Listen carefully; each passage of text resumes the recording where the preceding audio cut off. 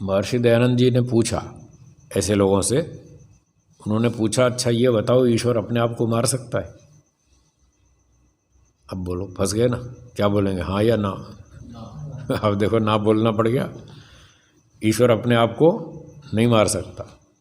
तो आप तो कह रहे थे वो सब कुछ कर सकता है, अब क्यों नहीं करके दिखाता? अपने आप को मार के दिखाए। नहीं मार सकता। अपने जैसे 2 4 5 नए ईश्वर बना दे, बना देगा? नहीं बना सकता। अच्छा ईश्वर अन्याय कर सकता है? नहीं कर सकता। चोरी डकैती लूट मार कर सकता है? नहीं कर सकता। बिना प्रकृति के जगत को बना सकता है? नहीं बना सकता। बताओ इतने सारे काम नहीं कर पा रहा वो, फिर कहते हैं सब कुछ कर सकता है? कहाँ कर सकता है? तो सर्वशक्तिमान का अर्थ ये नहीं है कि चाहे जो कर डाले, ऐसा नहीं है। सर्वशक्तिमान का अर्थ है कि अपना काम करेगा, अपनी शक्ति से कर लेगा, दूसरे की सहायता नहीं लेगा, अपना ही काम करेगा, दूसरे का नहीं करेगा। आप कहोगे जी भगवान तो सर्वशक्तिमान है, आज हमारी तबीयत ठीक नहीं है, हमारे घर में झाड़ू लगा दे, थोड़ी खिचड़ी विचड़ी बना दे हमारी, तो ऐसा नहीं करेगा। भले ही सर्वशक्तिमान है, हाँ आपकी खिचड़ी नहीं बनाएगा, वो उसका काम नहीं है, वो अपना काम है, वो करता है। सूर्य को बनाता है, पृथ्वी को बनाता है, अग्नि को बनाता है, पानी को बनाता है, वो उसका काम है, वो करता है। हमारे काम हम करते हैं। हमारे खिचड़ी बनाना, कपड़े धोना, झाड़ू लगाना, कार बनाना, ट्रेन बनाना, जहाज़ बनाना, ये तो हमारा काम है मनुष्यों का। ईश्वर ने कुछ काम हमारे लिए छोड़ रखे हैं, भाई ये तुम करो, इतना मैं करूँगा, इतना तुम करो। अब सारे काम मैं करूँगा तो फिर तुम क्या करोगे? तुम्हारे लिए कुछ भी नहीं बचेगा, तो फिर फ्री में तो मैं खिलाऊँगा नहीं, मुफ्त में तो देता नहीं। और जब तुम कर्म नहीं करोगे तो मैं खाना नहीं दूंगा, तुम भूखे मरोगे। इसलिए कुछ काम तुम्हारे लिए छोड़ दिया, इतना इतना तुम कर लो, फिर जब करोगे तो फिर मैं उसका फल दे दूंगा, तो तुम्हारा भी काम चल जाएगा और मुझे तो कोई आवश्यकता है नहीं। मैं तो सृष्टि भी बनाता हूँ तो आपके लिए बनाता हूँ, मुझे क्या लेना इससे? मुझे कुछ नहीं चाहिए। तो ईश्वर अपने अपने काम करता है, जीवात्माओं के काम नहीं करता, वो जीवात्माओं के लिए छोड़ देता है। एक दिन एक व्यक्ति ने पूछा, जी जीवात्मा जो काम करता है, जैसे गोल गोल लड्डू बनाता है, मिठाई बनाते हैं ना हलवाई लोग, तो गोल गोल लड्डू बनाते हैं, क्या ईश्वर लड्डू बना सकता है? मैंने कहा हाँ बना सकता है। बोले कैसे बना सकता है? लड्डू तो आदमी बनाता है। मैंने कहा ये बात ठीक है, लड्डू आदमी बनाता है गोल गोल, लेकिन ईश्वर बना तो सकता है, बनाता नहीं। हाँ जैसे अभी बताया, उसने सीमा बांध रखी है, भाई इतना काम मेरा, इतना काम तुम्हारा, मेरा काम मैं करूँगा, तुम्हारा काम तुम करो। ऐसा नहीं है कि तुम्हारा काम मैं कर नहीं सकता, कर मैं खूब सकता हूँ, पर जानबूझ के लिए तुम्हारे लिए छोड़ दिया। कर मैं सकता हूँ पर मैं करता नहीं। तो ईश्वर गोल गोल लड्डू बना सकता है। तो बोला मुझे समझ नहीं आई कैसे बना सकता है। मैंने कहा देखो गोल गोल संतरे बना रखे हैं कि नहीं? क्यों जी बनाए कि नहीं? गोल गोल संतरे बनाए, नींबू बनाए, तरबूज बनाए, खरबूजे बनाए, देखो कितनी सारी गोल गोल चीज़ें बना रखी है। अब उसको ये जच नहीं रही थी कि लड्डू तो गोल गोल हाथ से बनता है, ईश्वर का हाथ तो है नहीं, फिर वो गोल गोल कैसे बनाएगा? मैंने कहा देखो बिना हाथ के इतने गोल गोल संतरे बनाए, तरबूज बनाए, खरबूजे बनाए, नींबू बनाए, ये सब गोल गोल है, वो सब कर सकता है, लड्डू भी बना सकता है, पर वो जानबूझ के नहीं बनाता, हमारा काम उसने छोड़ दिया। तो मनुष्य जिन कामों को करता है, ईश्वर उन कामों को कर सकता है, उसमें पूरी क्षमता है, कोई कमी नहीं है। वो प्रकृति इतनी सूक्ष्म थी, वहाँ से लेकर के और बड़े बड़े पहाड़ और पृथ्वी सूर्य आदि बड़े बड़े पदार्थ बना दिए उसने, इतने सूक्ष्म वस्तु बनाई, महत्त्व, वहाँ से लेकर के और सूर्य और बड़ी बड़ी आकाश गंगाएं बना दी। एक छोटा सा लड्डू नहीं बना सकता, खूब बना सकता है। लड्डू, कचौरी, समोसा, पूरी सब बना सकता है, पर वो नहीं बनाता। वो अपने अपने गोल गोल संतरे बनाता है, तरबूज बनाता है। तो इस प्रकार से ईश्वर सब कुछ कर सकता है, पर जो ईश्वर के काम हैं वो मनुष्य नहीं कर सकता। मनुष्य के पास इतनी शक्ति नहीं है, इतना ज्ञान नहीं है, इतनी बुद्धि, सामर्थ्य, साधन, शक्ति नहीं है। तो ये समझना चाहिए ईश्वर सर्वशक्तिमान है, अपने काम करता है, स्वयं करता है, अपने कार्यों में दूसरे की सहायता नहीं लेता, किसी को पूछता नहीं, किसी से सलाह नहीं लेता, किसी को यूँ नहीं कहता भाई ये पत्थर ज़रा भारी है, थोड़ा आप भी हाथ लगाओ, मुझसे अकेले से उठता नहीं, थोड़ा आप भी हाथ लगाओ ना, ऐसा नहीं कहता। वो सारा काम खुद कर लेता है, बड़े बड़े पहाड़ बनाता है, बहुत चीज़ें बनाता है और अपने ही काम करता है, दूसरों के जीवात्माओं के हिस्से वाले काम नहीं करता, अपने गुणकर्म स्वभाव के विरुद्ध काम नहीं करता।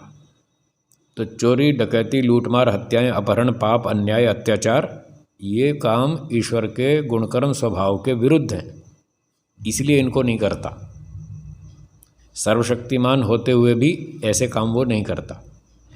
और एक और बात है, अपने नियम के विरुद्ध काम नहीं करता। जो ईश्वर ने नियम बना रखे हैं, जो न्याय के नियम हैं, जो सृष्टि के नियम हैं, वो ईश्वर ने बना रखे हैं, उनके विरुद्ध काम नहीं करता। जैसे मनुष्य आटे के बिना रोटी नहीं बना सकता, तो वो सृष्टि का नियम है, तो ईश्वर ने भी स्वीकार किया, ईश्वर ने ही तो बनाया है कि कारण के बिना कार्य नहीं हो सकता। इसलिए प्रकृति के बिना ईश्वर भी जगत को नहीं बनाता, वो भी अपने नियम का पूरा पालन करता है। ईश्वर सारे नियम स्वयं बनाता है और स्वयं बढ़िया बढ़िया नियम बनाता है, अच्छे से अच्छे नियम बनाता है और उनका पूरा पालन करता है, कभी नियम नहीं तोड़ता। मनुष्य नियम बनाता है और तोड़ता रहता है, आए दिन तोड़ता है नियम। एक व्यक्ति ने नियम बनाया जी सुबह 4 बजे उठूंगा रोज़, 15 दिन तो चला, 16वें दिन थक गया बेचारा, कहने लगा आज तो छुट्टी मारूंगा, आज नहीं उठूंगा 4 बजे मैं आज तो मैं थक गया। तो मनुष्य थक जाता है, क्यों? अल्पशक्तिमान है, इसलिए वो थक जाता है और नियम तोड़ता है। और कहीं मूर्खता से भी तोड़ता है, कहीं वो लापरवाही से नियम तोड़ता है, कहीं जानबूझ के तोड़ता है, स्वार्थ के कारण तोड़ता है।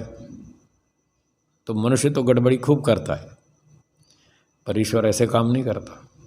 उसमें मूर्खता नहीं, उसमें स्वार्थ नहीं, उसमें लापरवाही नहीं, उसमें अशक्ति नहीं, अधूरापन नहीं, इसलिए वो शक्ति कंप्लीट है उसकी, इसलिए हर काम पूरा करता है और टाइम पर करता है, कभी नियम नहीं तोड़ता।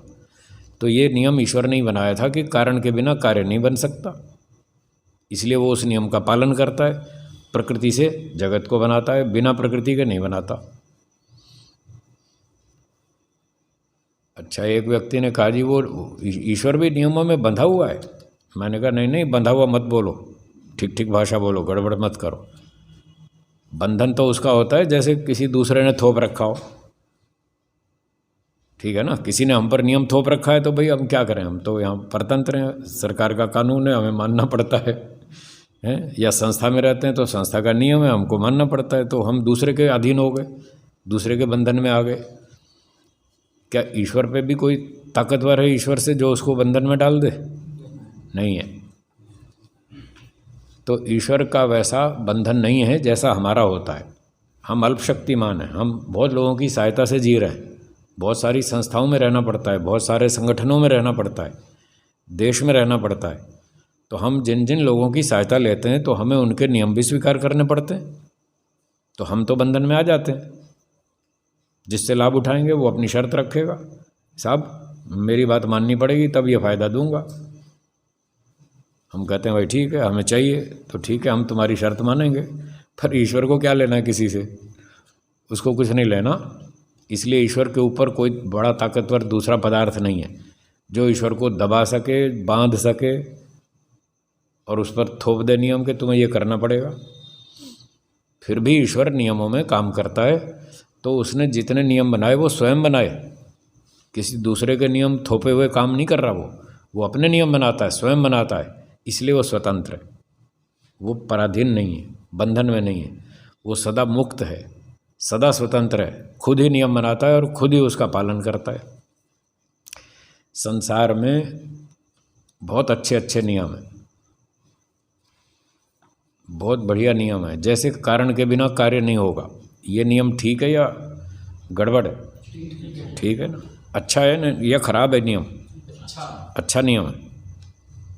अगर इसमें कोई खराबी हो, कोई कमी हो या गलत नियम हो तो हमारे जीवन में अव्यवस्था हो जाएगी। कहीं तो आटे से रोटी बनेगी, कहीं बिना आटे के भी बनेगी।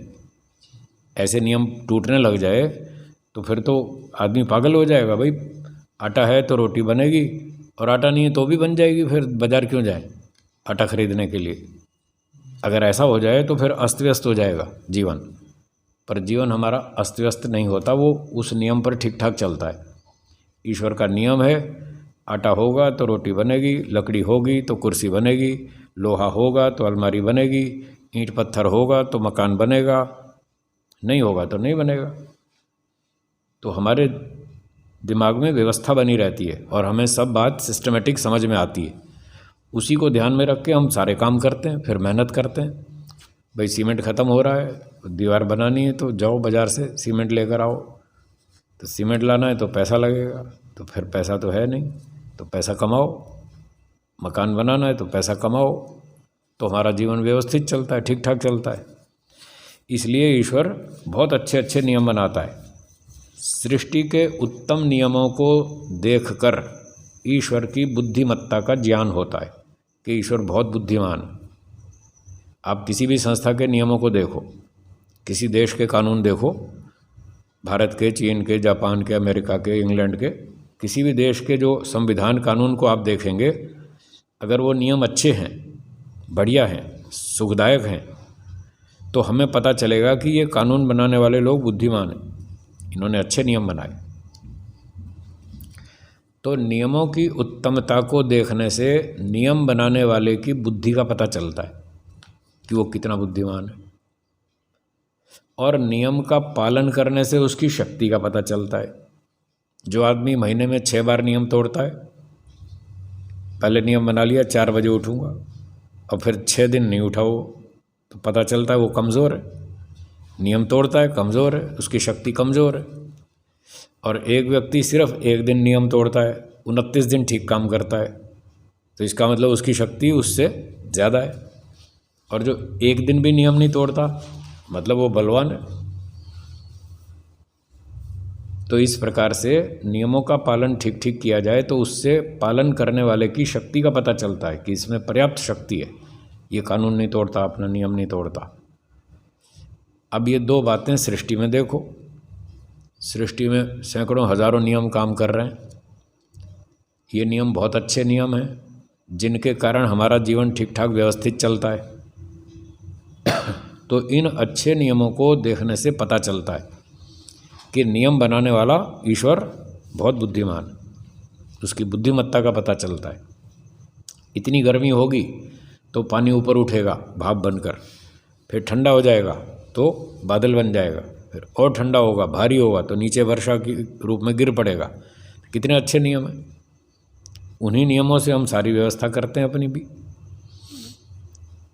प्रेशर कुकर बनाया, कुछ नियमों से ही तो बनाया ना, ताकि इस तरह से सब्जी दाल जल्दी बन जाए। वो उन सब नियमों से ही बनाया है। स्कूटर कार बनाई, गुरुत्वाकर्षण के नियमों से बनाई। तो अच्छे अच्छे नियम बनाए ईश्वर ने। इससे पता चलता है कि वो बहुत बुद्धिमान है। और ईश्वर कभी अपने नियमों को तोड़ता नहीं, एक भी नियम नहीं तोड़ता, कभी भी नहीं तोड़ता। इससे पता चलता है वो सर्वशक्तिमान है।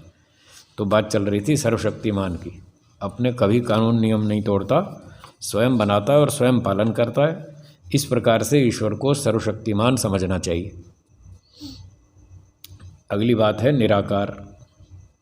ईश्वर निराकार है, उसका कोई आकार नहीं। आकार का मतलब रूप, रंग, आकृति, कलर, शेप, डिज़ाइन। जैसे घड़ी है, घड़ी गोलाकार है, कोई चौकोर भी होती है घड़ी, अलग अलग डिज़ाइन की होती है। स्कूटर है, कार है, सबके अपने अपने डिज़ाइन होते हैं, शेप होती है। कोई गोलाकार है, कोई षडभुज है, कोई अष्टभुज है, कोई चतुर्भुज है, कोई आयताकार है, कोई वर्गाकार है। ऐसे सब प्रकार के आकार होते हैं वस्तुओं के। ये जो रूप रंग होते हैं, उनमें आकार होते हैं, ये जड़ वस्तुओं में होते हैं। जैसे अभी थोड़ी देर पहले बताया था कि जड़ वस्तु में रूप, रस, गंध आदि गुण होते हैं, चेतन में नहीं होते। ईश्वर जड़ है या चेतन? चेतन। तो ईश्वर में रूप रंग होना चाहिए? नहीं होना चाहिए, इसलिए कह रहे हैं निराकार।